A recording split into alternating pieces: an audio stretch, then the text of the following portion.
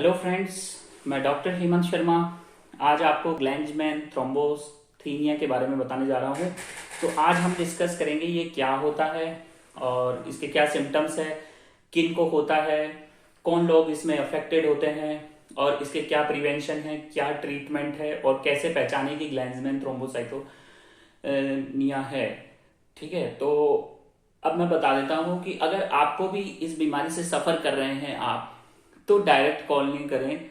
हर बार एक ही रिक्वेस्ट होता है, कॉल डायरेक्ट नहीं करना है। व्हाट्सअप नंबर डिस्क्रिप्शन में है, वहां जाके आप अपना मैसेज करें, वहां से आपको कॉलिंग नंबर मिलेगा। ठीक है, तो ग्लैंजमैन थ्रोम्बोस्थीनिया ये क्या होता है, ऐसे मैं आपको समझाता हूँ। जैसे कि ये प्लेटलेट है, ये हमारा नॉर्मल टिश्यू हो गया बॉडी का। अब इस नॉर्मल टिश्यू में जैसे इंजरी हो गया, कोई चोट लग गया तो यहाँ पे वो बनेंगे factors, von Willebrand factors आएंगे जो इस कोलाजन वाले सरफेस पे अटैच हो गए, वॉन विली ब्रांड। तो अब इसके बाद एक रिसेप्टर होता है, इस रिसेप्टर से अटैच होगा आपका ग्लाइकोप्रोटीन 1B। ये डेफिशिएंट होता है बर्नार्ड सोलियर सिंड्रोम में, तो उसके बारे में हम डिस्कस नहीं करेंगे। फिर यहाँ पे ग्लाइकोप्रोटीन 1B बनता है, तो अब इस 1B के ऊपर एक रिसेप्टर्स और आएगा, फिर प्लेटलेट फाइब्रिनोजन और दूसरा प्लेटलेट इस प्लेटलेट से अटैच होगा। ठीक है, 1B के ऊपर प्लेटलेट अटैच होगा, प्लेटलेट के साथ एग्रीगेट करके प्लेटलेट एग्रीगेशन होता है। ठीक है, जो वॉन विली ब्रांड फैक्टर से अटैच हुआ प्लेटलेट, उसको हम बोलते हैं एडेशंस। तो एडेशन या नॉर्मल रहेगा, ये बर्नार्ड सोलियर में डिफेक्टिव होता है। पर ग्लाइंजमैन में क्या होगा, यहाँ पे जो प्लेटलेट एग्रीगेशन होगा उसके लिए जरूरत होती है ग्लाइकोप्रोटीन 2B3A की। तो यहाँ पे क्या होता है, ये जो ग्लाइकोप्रोटीन होता है आपका 2B3A, ये बहुत कम बनता है। तो इसके टाइप्स होते हैं, टाइप 1, टाइप 2, टाइप 3।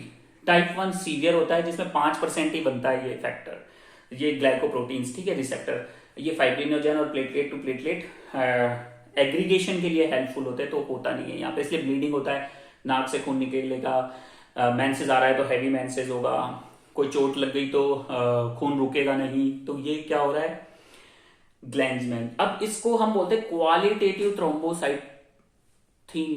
थ्रोम्बोसाइथीनिया ग्लैंजमैन। एक होता है प्लेटलेट डिसऑर्डर क्वांटिटेटिव, एक क्वालिटेटिव। क्वांटिटेटिव मतलब प्लेटलेट का बढ़ जाना या प्लेटलेट का कम हो जाना। तो यहाँ प्लेटलेट नॉर्मल रहता है इन बिटवीन 1.5 लाख से 4 लाख के बीच में, 1.5 लाख to 4 लाख के बीच में। तो यह है ग्लैंजमैन। ठीक है, तो यहाँ पे डिसऑर्डर डिफेक्ट किसका आया, GP2B3A, जो दोनों प्लेटलेट को एग्रीगेट करने में हेल्प करता है। पर यहाँ पे ये कम बनेगा तो एग्रीगेट नहीं होगा प्लेटलेट, इसलिए ब्लीडिंग रुकेगा नहीं। तो ये अपना मैकेनिज्म आपको समझ में आया। अब इसमें क्या करना है, ग्लैंजमैन के अंदर टाइप 1 मैंने बता दिया 5% ही बनता है ये, टाइप 2 में 10 to 20% बनता है, तो वो लेस सीवियर होता है, वेरी सीवियर टाइप 1। अब एक टाइप 3 होता है, इसमें ये नॉर्मल बनता है। पर यहाँ पे क्या होता है, फंक्शनली इनएक्टिव होता है, ये फंक्शनली इनएक्टिव होता है टाइप 3।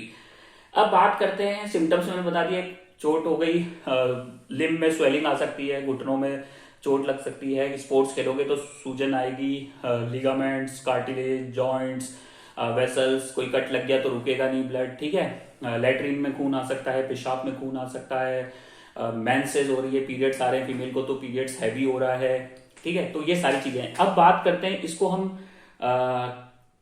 क्या है, ये क्यों होता है। ये एक ऑटोसोमल रेसेसिव डिजीज है, जो कि जीन डिफेक्ट होता है क्रोमोसोम नंबर 17, उससे आता है। अब ऑटोसोमल रेसेसिव में भी इसके 2 टाइप होते हैं, एक होता है होमोजीनियस, एक होता है हेट्रोजाइगस।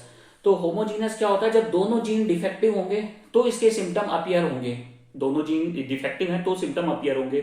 पर हेट्रोजाइगस मतलब एक जीन नॉर्मल, एक जीन डिफेक्टिव, एक जीन डिफेक्टिव, एक जीन नॉर्मल, तो क्या होगा, सिम्टम्स नहीं आते हेट्रोजाइगस में। ठीक है, हेट्रोजाइगस के केस में।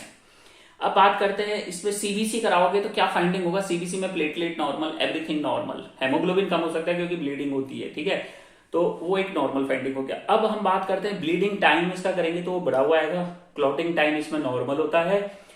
उसके अलावा इसमें एपीटीटी, पीटी, पीआई ये सब नॉर्मल होता है, खाली ब्लीडिंग टाइम प्रोलॉन्ग होता है। अब इसके बाद एक इसको हम कैसे टेस्ट करेंगे, इसमें क्लॉट रिट्रैक्शन टेस्ट होता है। तो इसमें क्या होता है, क्लॉट कम बनता है और सीरम कम बनता है, क्लॉट रिट्रैक्शन टेस्ट।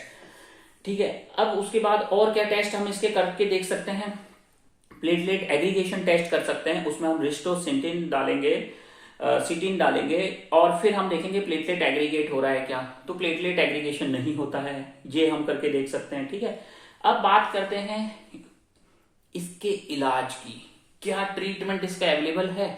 देखो बुक्स, इंटरनेट, गूगल, इसको मत देखो, उसमें लिखा रहता है क्योर, क्योरेबल, नॉन क्योरेबल, तो पेशेंट उदास हो जाता है। ठीक है, तो पेशेंट उदास रहता है, तनाव में रहता है, टेंशन में रहता है। ठीक है, पेशेंट तनाव में रहता है, स्ट्रेस में रहता है।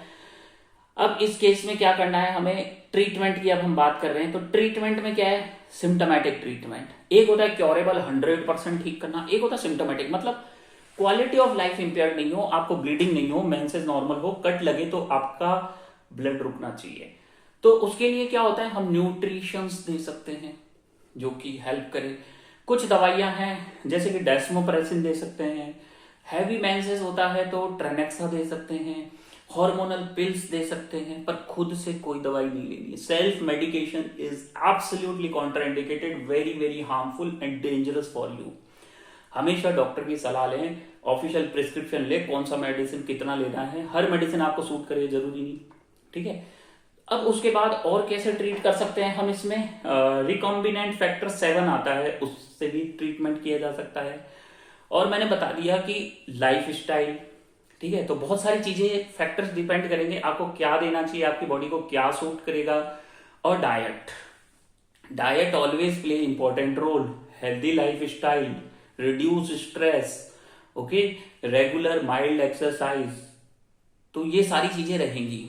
और उदास नहीं होना है, किताबों में लिखा है वो पुराना लिखा है। ठीक है, हर चीज आपका क्वालिटी ऑफ लाइफ इंपेयर्ड नहीं होना चाहिए, क्वालिटी मेंटेन रहना चाहिए, आपको सिम्टम्स नहीं आने चाहिए, तो ये चीज पॉसिबल है। दिस इज पॉसिबल, आपको सिम्टम्स नहीं आए।